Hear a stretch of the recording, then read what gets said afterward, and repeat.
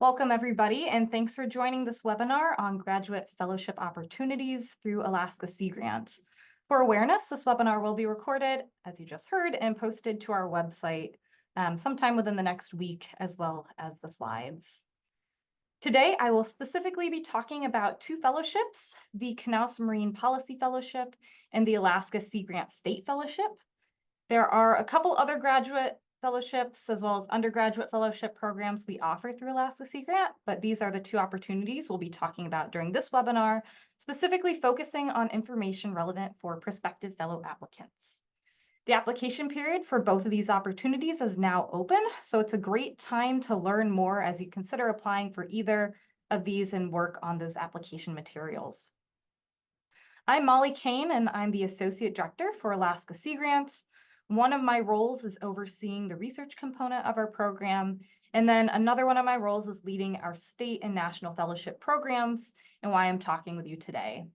In addition to directly running our Alaska Sea Grant State Fellowship program, I'm also an alumni of the National Knauss Fellowship, and I can say firsthand that the opportunities I was provided through that fellowship, as well as others I participated in as a student, have had a huge impact on my career trajectory.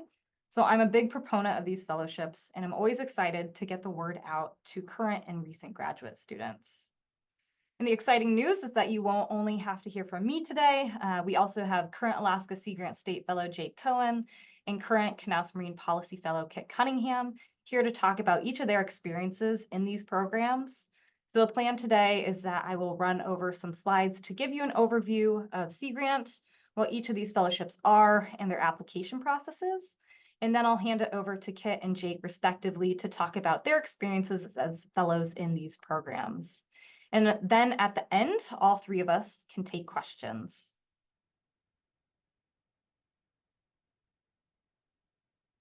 So a little background on what Sea Grant is. Alaska Sea Grant is part of a national Sea Grant program, which is a network of 34 university-based state programs. We get our funding from NOAA, who has a National Sea Grant Office, and our mission is to enhance the sustainable use and conservation of marine, coastal, and watershed resources through a three-pronged approach of education, extension, and research. At the graduate level, that education mission includes funding graduate students working on Sea Grant-funded research projects. It also includes these unique professional opportunities for graduate students, typically those who have recently finished their degrees or are near finishing, to help them launch their careers in those disciplines, which include the fellowships programs that I'm going to be talking about. So in the first half of the presentation, we're going to discuss the Knauss Marine Policy Fellowship, and then the second half will be about the Alaska Sea Grant State Fellowship. So starting with Knauss, this opportunity is aimed at graduate students who have an interest in ocean, coastal, and Great Lakes resources and the national policy decisions that affect those resources. So this fellowship is really aimed towards students who aren't only interested in conducting scientific research, but who also have broader interests in terms of science communication and interests within the science policy sphere. So what do Knauss Fellows do? The placements can be very diverse, but generally they spend a year working on ocean, coastal, and Great Lakes policy issues in Washington, D.C., and gain experiences in aspects like translating scientific knowledge to policy for policymakers or the general public through placements in legislative and executive branches of the U.S. government. So there are two placement tracks, one being executive and the other legislative, and you're split into those after becoming a finalist. So the executive branch is the one that carries out the laws, and placements can be with many different science agencies. NOAA always has a bunch. There are also typically options with Fish and Wildlife Service, Department of Interior, Navy, NSF, EPA. There are occasionally placements even within the White House, like with the Office of Science and Technology Policy. The majority of Knauss Fellows are in the executive track, and executive branch positions can be quite diverse, like I said, in terms of what you work on. It could be a very specific topic, or it could be more of a high-level coordinating role. You'll find that there are a lot of Knauss alumni in DC, particularly with agencies like NOAA. When I was a Knauss Fellow placed with NOAA, I'd say the majority of my coworkers were actually Knauss alumni. The other placement track is with the legislative branch, which makes the laws. Fellows can either get placed on committees, like for example, the House Science Committee, or they can get placed in personal offices of folks who are in coastal states. So for example, Kit is a fellow with Senator Murkowski's office. Many legislative fellows work on marine or coastal issues, but not necessarily all the time. Especially in personal offices, congressional staff, including Knauss fellows, can get pulled into whatever is the hot topic of the moment. There are fewer fellows placed with the legislative branch than the executive branch. However, even with some of the placements with the executive branch, there are opportunities to work quite closely with Congress. For example, my placement was with NOAA's Congressional Affairs team. So we acted kind of like liaisons between NOAA and congressional offices. I was the lead contact on congressional matters for a subset of NOAA labs and programs. And so that included receiving questions about NOAA's programs or topical science questions from congressional offices, and then working with NOAA scientists and leadership to construct responses or facilitating briefings, developing strategies for communicating with Congress, reviewing and drafting legislation, helping prepare scientists and leadership for congressional interactions.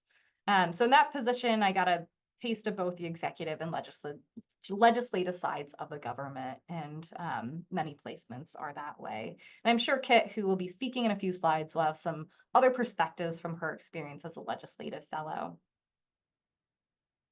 Let's look at the timeline. One thing to note is that the application process is multi-step, first with a review at the state level and then at the national level. This is because the Knauss Fellowship is run through the National Sea Grant Office. This is in contrast to our Alaska Sea Grant State Fellowship Program, which is run directly through Alaska Sea Grant. But even though the Knauss Fellowship is a national fellowship program, students submit applications through the Sea Grant program in the state where they are enrolled as a graduate student. So only if you're a graduate student in Alaska would you apply through Alaska Sea Grant for this opportunity. So if some of you listening today are from other states because you're interested in our state fellowship program that I'll be talking about, but you're also interested in Knauss, you would apply through your respective state program. We can only submit applications for students in Alaska unless you are completing grad school in a state that does not have a Sea Grant program, in which case you could receive an exemption from the National Sea Grant Office to apply through our program. Applications are due to state programs on February 19th at 5 p.m. local time. After that, each state Sea Grant program reviews applications and interviews a subset of high-ranking applicants. So you can expect to hear from me within a month of the application deadline about whether you have been advanced to the interview stage, which will be conducted by me as well as our director, Ginny Eckert. Each state Sea Grant program can nominate up to 6 applicants to move on to the national competition. Those decisions are submitted in April. The national review happens after that in the spring, and then they aim to notify finalists in June. Although I can say from experience that sometimes this happens in July. Typically, finalists are required to commit by the end of July, and then based on rates of attrition, alternates are notified. Then in September, a public announcement of the Knauss class is made. In October, there's a placement week for those in the executive track, and that happens remotely. And placement week is in January for legislative fellows. That typically happens in person right before the fellowship would start. And during placement week, hosts and finalists conduct a bunch of interviews, sometimes as many as 20. And then there is a matching process based on both host and fellow rankings of each other. And then finally, the fellowship itself starts February 1st and lasts for 1 year. February 1st is kind of an awkward start date, but the reason has to do with when the congressional term begins. So here's the fellowship breakdown. It includes $73,100 as an annual stipend. This amount is inclusive of funds to be used for purchasing individual health insurance, as well as to be used for taxes. There's an additional $5,000 that can be used for allowable expenses, including professional development and fellowship-related travel, conference fees, trainings, as well as moving expenses. So all fellows receive that. There's also the possibility of additional funds. Legislative fellows specifically will have access to another $2,500 for their in-person placement week. And then executive host offices have the option to contribute up to an additional $15,000 to support host office travel, but that is up to the individual host. So to be eligible for the 2026 fellowship, you have to be enrolled in a graduate program at some point between the start of the past fall semester and the application deadline of February 19th. And you have to have an interest in ocean, coastal, and Great Lakes resources and policy. There are also some criteria that affect eligibility. Key is that the fellowship is open to all eligible students, regardless of nationality. However, a significant number of federal host offices are unable to accept foreign nationals or dual citizens, so that may reduce the number of placement opportunities for those folks. All applicants must also be able to pass a background check, and you are not allowed to have contact with host offices prior to the placement process.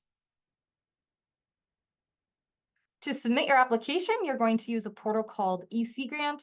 If you have never used eSeaGrant before, which will be most of you, you'll start by registering as a primary investigator by clicking on that right tab and filling in your information.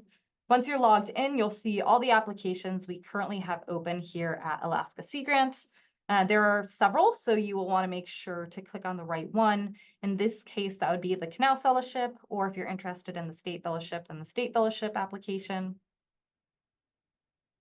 Once you're in eSeaGrant, you'll submit a project narrative that consists of several elements. These include a CV, which is not to exceed 2 pages and should not include any personal contact information or web links. There's a personal education and career development response that includes 3 sections. There's an icebreaker where you use a sentence to describe yourself and 5 adjectives to describe yourself. There's a career path and objectives section and a career path experiences section. And there are more details on all the requirements of these pieces in eSeaGrant, as well as in the student application guide and the NOFO, the Notice of Funding Opportunity, which are all posted to our website. There is a relevant coursework and future plans section where you detail courses you've taken that are particularly relevant to your success in the program. And you'll have 2 references submit letters of recommendation. At least one needs to be from an academic faculty member. And then the final item that gets submitted to National Sea Grant is a letter from the Sea Grant director. That is something that we submit and is not due at the time of the state submission application. And that would be based on your application materials and your interview with us after. And then finally, you'll also submit undergraduate and graduate transcripts. These, however, are not included on this list because they're only used in the state level review, mainly to determine eligibility, and they're not used in the national review. There are several resources that have been developed for applicants to help folks create strong applications. Our Knauss page on our Alaska Sea Grant website is a great first place to go to navigate to that information. So you can visit alaskaseagrant.org/Knauss. There you will find the link to the eSeaGrant application portal. You'll also find links to resources for applying. That includes a student guide specific to the Knauss Fellowship. This guide includes answers to frequently asked questions, provides tips, and also provides the scoring breakdown and criteria that reviewers use. So I highly recommend looking at that and assessing whether you have addressed all the things you're being scored on in your application materials. And I also encourage you to look very carefully at the requirements. For example, the maximum length of your responses. I've seen what would have been strong applications that sadly didn't adhere to the length restrictions. And as a result, their materials had to be cut off at that max word length. And consequently, the application package was no longer competitive. On our website, there's also a general application guide for Sea Grant fellowships that was produced by the National Sea Grant Office. So that includes tips that would be useful for applying, as well as to Knauss specifically, as well as other fellowships. And that link is also on our state fellowship website, which we'll be talking more about. There's also the link to National Sea Grant's prospective Knauss Fellows page, which has a video of National Sea Grant's Knauss overview, as well as more application tips. Speaking of which, this slide includes several tips for applying, connect with alumni, reread the application requirements in your materials, give your letter writers plenty of time, and stay true to yourself in the application. Your strongest application will be one that reflects you, and proofread. These tips are also apply if you're applying for really any any fellowship, as well as our state fellowship. Like I said earlier, we'll be saving all questions for the end of the webinar, but I also wanted to note here that if you have additional questions about the Knauss Fellowship specifically, you can email me. I would be the one you'd want to contact concerning questions about applying in Alaska using EC Grant and so forth. For more general questions about the fellowship itself, you can also reach out to the National Sea Grant Office, whose information is also on this slide. But I'd first encourage you to look through the information and resources that are online. All right, and at this point, I'll hand it over to Kit to talk about the more exciting stuff, her experiences as a Knauss Fellow in DC, working in a congressional office, and the opportunities that she's had through that. Hi, everybody. Yep, I'm Kit Cunningham. You can just switch to the next slide, Molly. So a little bit of background on me is I mainly worked for Alaska Department of Fish and Game with marine mammals for a long time, and then ended up working on this island off of Southeast Alaska where there's a lot of marine debris, and because of that, ended up doing a marine debris project and microplastic project. So I ended up getting involved because on this island, there's all this debris that kind of expands beyond, as many of you probably have seen, beyond just Alaska. And I wanted to figure out how to address issues that people are facing locally, but have a national or global source, and would take the federal government to change them. Next slide. So just speaking to my experience, working I'm on the legislative side of the legislative and executive. It's such an incredible experience. I think even if you choose to not work in a personal office after this, it's really helpful, even as a scientist, to understand where a lot of funding comes from and how that process works. As an example, my funding for my graduate work was under the NOAA Marine Debris Removal Program, and by working in this position, I've gotten the chance to see how that bill text essentially came to be. So that's really helpful. So yeah, as I said, you have the opportunity to craft bill text. So I guess as going into this, I wouldn't necessarily have something that you're hoping to accomplish, because every office has their own goals. But I think within each office, you can carve out a section that you can kind of strive or take responsibility for, and it's a pretty unique opportunity to work on something, original bill text that will go down in statute, which is really cool. And then providing a scientific background to incoming legislation, I think for one, it just helps you understand. It's helped me understand the way science can interact with Congress and the federal government to begin with. And then also in this space, there are a lot of folks with science backgrounds, but a lot of folks have maybe more policy law backgrounds. And so it's been really rewarding bringing that to the table of, peer-reviewed knowledge, and trying to spread science around this place. And then third, depending on, one of the best parts of the process that I've experienced is, so each member in the Senate, or I guess each member of Congress is part of committees, and depending on your ranking in a committee, it determines how involved in the process you are. And so this is just for Senator Murkowski, but she's on the Appropriations Committee, and so we in this office had the opportunity to be part of, there's Congressional Directed Spending Requests, or CDS requests, where each year, dependent on the passing of an appropriations package, we can give out millions of dollars to, in this case, to Alaska, projects in Alaska with a finite timeline to accomplish really meaningful things, like fixing wastewater and sewer water projects, or there's a lot of science that's funded through the appropriations CDS request process. So That has been super rewarding. And then you can also engage in hearings. And so getting to go to, someone was asking before this what it's like with the new administration. We're going through there's nominee hearings coming up. And so that's a pretty cool thing to kind of get to witness. And then lastly, and I would almost argue most importantly, is you get to meet with constituents from all around Alaska. As you all know, Alaska is a huge state and there's a lot of different people in it. And so it's been really cool from a networking standpoint, but also just to get to know the state a lot better of like, okay, what are people interested in, concerned about, and how do I also elevate the voices of folks who maybe don't get the chance to come to DC as often. So that's been really helpful. And then if you want to work in Alaska moving forward, yeah, you have those connections, which is really cool. Next slide. Okay, and then also just DC, the life here. Yeah, I mainly am from Juneau and Fairbanks, Anchorage, spent time on the road system, but DC is quite different, as you can imagine.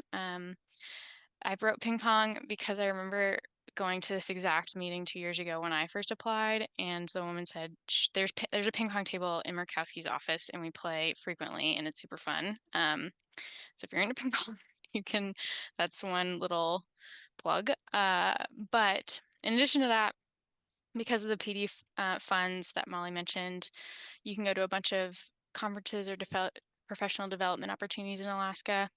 So I went to Arctic Encounter, which is a conference that I previously wouldn't have been able to afford to get into, and then also went to, if you contact states, Alaska, and then outside, if you go to a state, you can reach out to NOAA, other federal agencies within that state to get tours. So I did a lot of the Kodiak tour and Juneau tour of the Ted Stevens Marine Institute lab, and yeah, so kind of these cool opportunities will come up, and people want you to be engaged with what they're doing. So that's pretty fun. And then lastly, just exploring DC. There's free museums. Being in this office, you get to check out, you can go to the Capitol anytime, go to these places that really, unless you work here, you don't get the chance to go to, which is pretty neat. So with that, I'll pass it along. Thanks, Kit. All right, so moving on to the Alaska Sea Grant State Fellowship. So you'll find that there are a lot of similarities with the Knauss Fellowship. This is a newer opportunity, although we are moving into our 11th year now and have had over 60 fellows, most of which are still working within the state. This year, we had a cohort of 17 state fellows. So this fellowship is particularly useful in terms of getting boots on the ground experience working in Alaska and developing or strengthening your professional network in Alaska.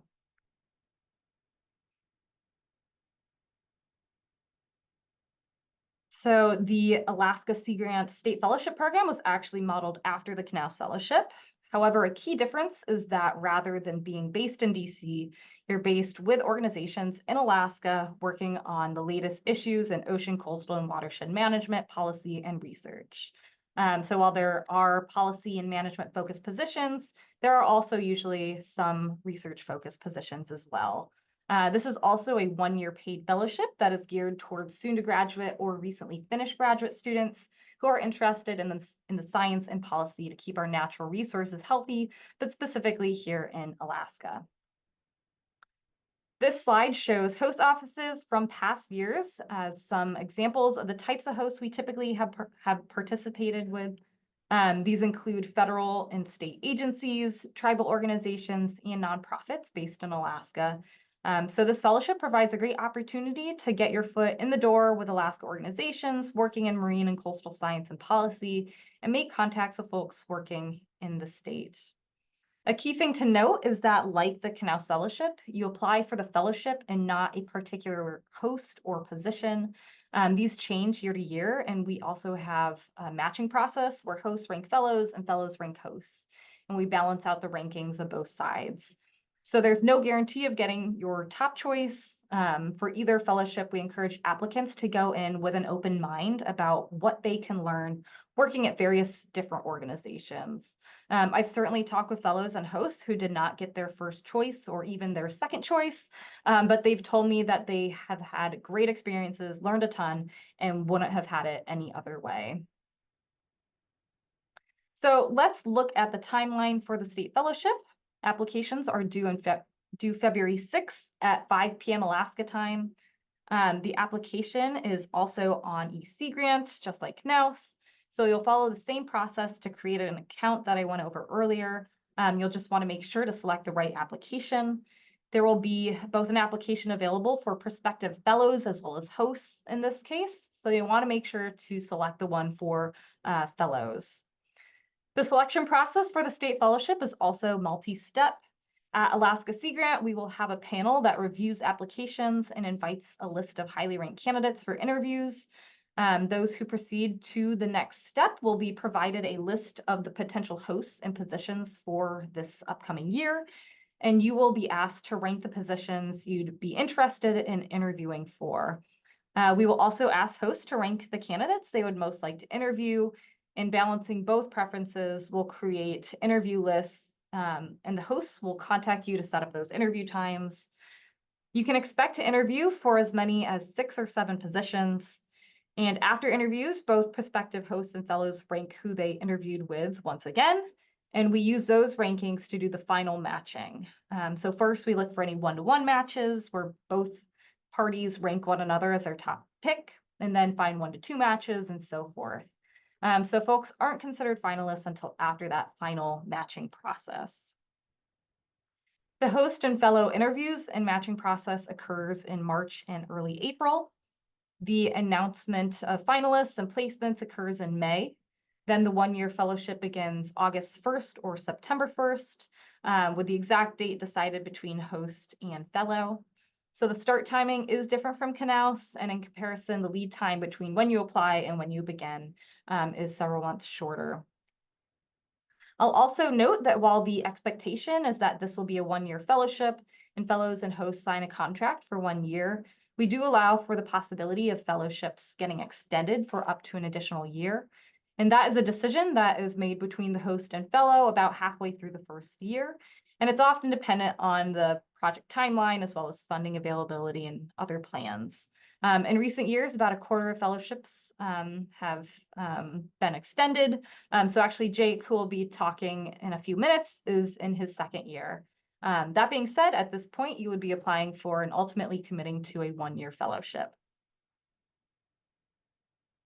In terms of the fellowship award breakdown, fellows receive a $60,000 per year stipend. That amount includes funds intended to be used to purchase health insurance as well as used for taxes. The fellowship also includes $5,000 to be used for fellowship-related travel to attend things like conferences or field work or to participate in trainings. With those activities to be approved by both the host as well as Alaska Sea Grant. Occasionally, hosts will send us additional travel funds for us to administer to their fellow. For example, if the fellowship includes a lot of field work, but that's the decision of the host. For eligibility, the details are also a little bit different from Knauss. At the time of applying, eligible applicants must be current graduate students who are near completing their degree or recent graduate students who have earned a graduate degree within 2 years of the application deadline. You must also be in good academic standing while completing your degree. Also note that fellows are required to be based in Alaska during their fellowship. Some positions will require you to live in a particular location in Alaska, while others provide the option to work remotely, but from somewhere within Alaska. In terms of the application, the major components include a personal education and career goal statement that emphasizes your abilities and states your career development expectations for the fellowship. It is important to address both what you will get out of the fellowship as well as what you will bring to the fellowship in that statement. A CV or resume under 2 pages, undergraduate and graduate transcripts, unofficial are just fine, and then 2 letters of recommendation, with 1 being from an academic faculty member. For detailed information on the fellowship, including profiles of our current fellows and alumni and their placements, as well as application resources and instructions for prospective fellows, you can visit our state fellowship website at alaskaseagrant.org/state fellowship. If you still have questions, you can also email me. And now I'm going to be handing it over to Jake Cohen, one of our current Alaska Sea Grant State Fellows. The majority of state fellows are hosted by a partner organization. But at Alaska Sea Grant, we also usually have a few positions hosted by members of our team. So Jake is actually one of the fellows who is hosted by Alaska Sea Grant, working under our Coastal Community Resilience Specialist and working closely with other partners as well, who I'm sure he's going to be talking about. So take it away, Jake. Awesome. Thank you, Molly.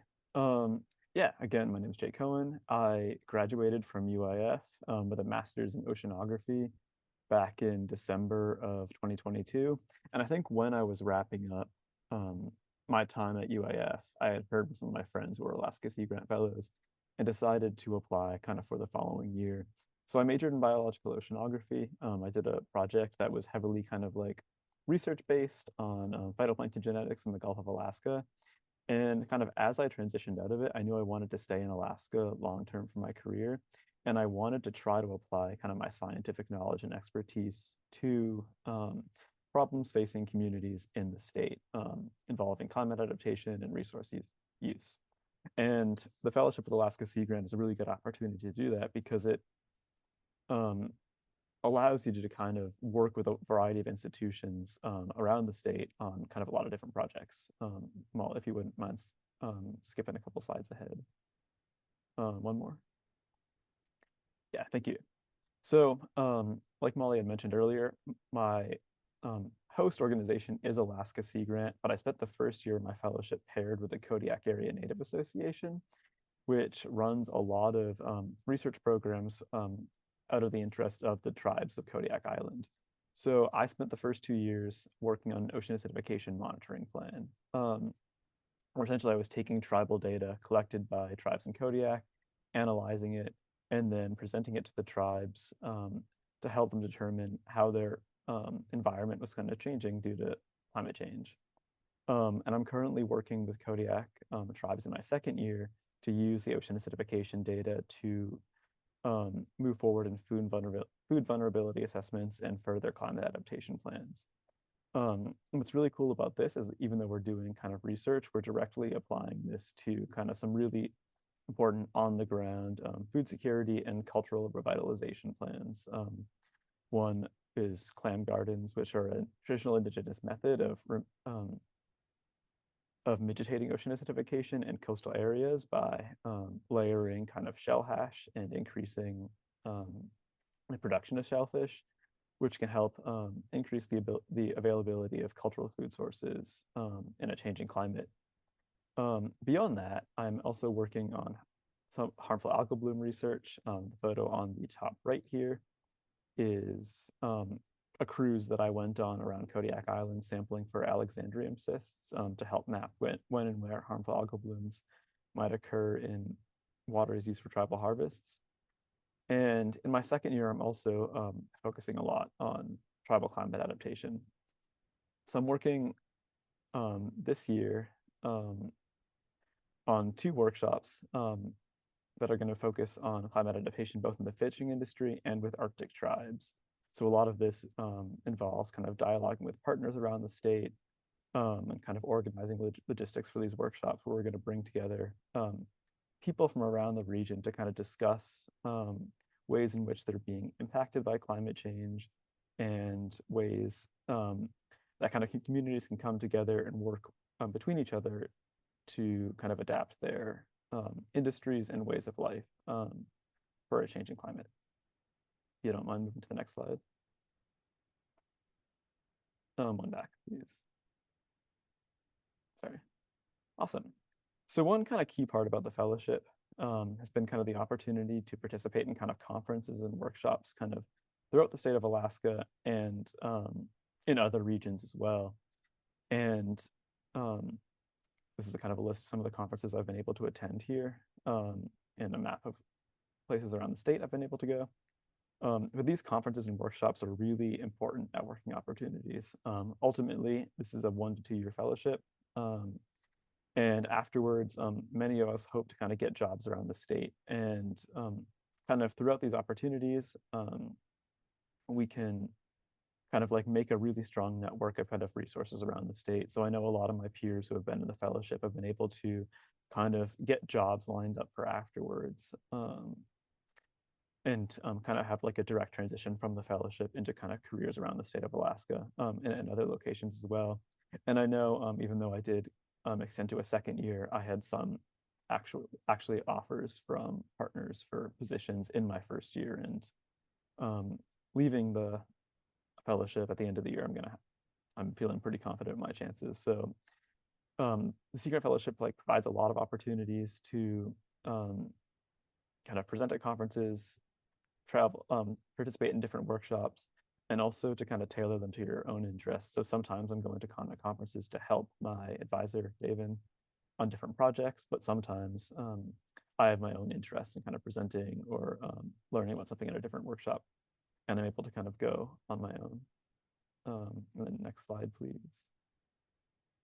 Yeah, and I'd also like to speak real quick about an opportunity I was able to participate in this past October, which was a field school in Arctic Canada run by my advisor, David, and a bunch of his colleagues through the Wealth of the Arctic Group of Experts, which is an interagency organization kind of seeking to kind of like plot a equitable path for Arctic communities in kind of the upcoming years. And I wanted to highlight this in particular, partly to kind of talk about some of the incredible opportunities that the Sea Grant Fellowship offers, but also to kind of like emphasize that Sea Grant works both in Alaska, but also in kind of the North and the Arctic as a whole. So a lot of the colleagues I have here at the Kodiak Marine Science Center go to places like Greenland and Canada to kind of like dialogue and share information with kind of colleagues from around the northern region. So this field school here in Canada, which took place first in the Inuit village of Kuujjuaq in northern Quebec, and then on the Canadian Coast Guard vessel, the CCGS Amundsen, brought together graduate students and fellows from kind of a number of northern countries, Alaska, Canada, Scandinavia, Iceland, and Greenland, to kind of discuss social and natural sciences and how they're being used to kind of chart an equitable future for northern communities, specifically in the Canadian Arctic. And it was a really special opportunity to be able to kind of bring my perspective as a Sea Grant Fellow who uses natural and social sciences heavily in my career, and kind of see how these skills and networks can really build strong partnerships both in Alaska and around the Arctic region. So that was a really cool opportunity. And then next slide, please. Yeah, and then wrapping up, some of the benefits that I really like about the Sea Grant Fellowship in general is that I'm able to live in Alaska. I went to grad school here. I hope to spend my career here, and I really enjoy being able to network and travel around the state.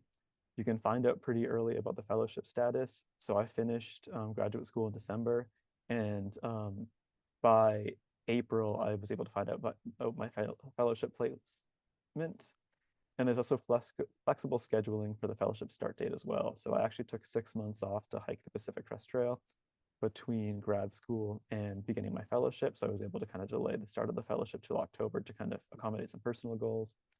And as I stated previously, there's a lot of travel opportunities and network possibilities to really make the fellowship your own. And it's a really kind of versatile, strong experience that has really helped me kind of grow my skills and establish a career in the state. The next slide is just a list of contact information, but thank you, Molly, and thank you all for being here. Jake. All right. And so that is the end of the presentation portion. And I've put some links to our web pages for each of these opportunities in the chat. And we can open up for questions now for any of the three of us. So feel free to unmute yourself to ask or to put questions in the chat, whichever you prefer. I will stop sharing.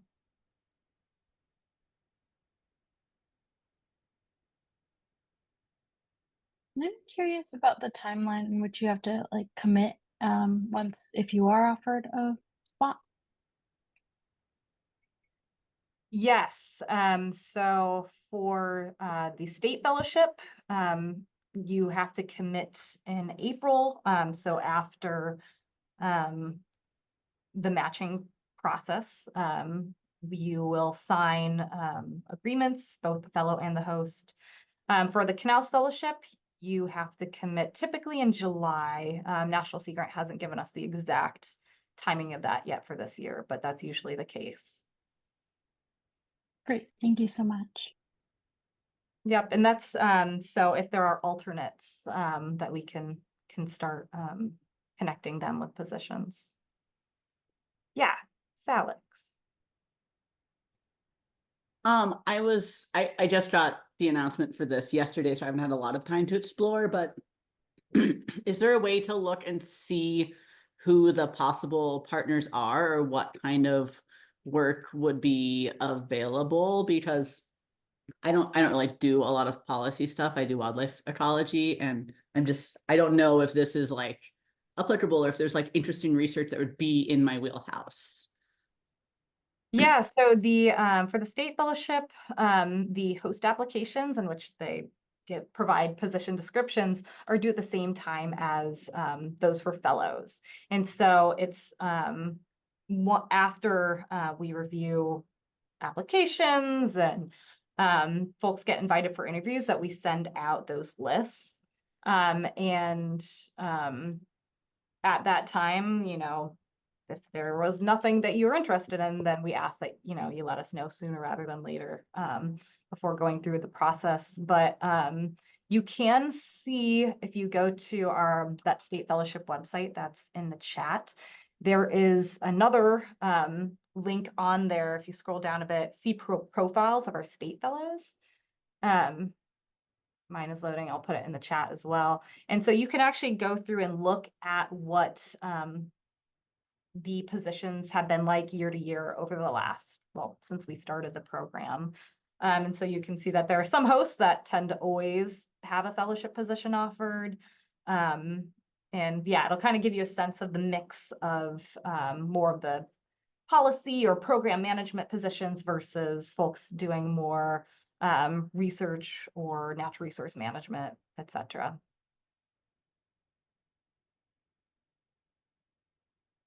And then I have another question. I was wondering if you could talk on any experiences with science outreach or communication within communities. Yes, for our state fellowship, there are certainly positions in which folks, a large component is science outreach within communities, education outreach. Yeah, it really varies, but I think Jake can talk to that from his particular position. But many positions, that's a component of the work. I wouldn't say all necessarily, but many of them. Yeah, I can speak to that if you don't want to go first, Yeah, Skip. please, Jake. But yeah, kind of to some extent, like everything that Sea Grant does is really kind of community oriented. So my initial position with CANA was really focused on taking kind of ocean acidification data, both that collected by the tribes of Kodiak and by UIF researchers, and kind of translating that to a specifically tribal audience. So letting organizations know, letting tribes know both what research is occurring in their waters and also what it means for them, their communities, and their resources. So I actually ended up creating like a 20-page report on ocean acidification research for Kodiak that's specifically tailored to tribal reporters and had tribal feedback the entire way. That's now held at CANA for kind of tribes to read and review. Beyond that as well, there have been like a lot of opportunities throughout kind of my fellowship to kind of do science communication. I've done work at community events in Kodiak. I've gone to high schools to kind of talk about science communication.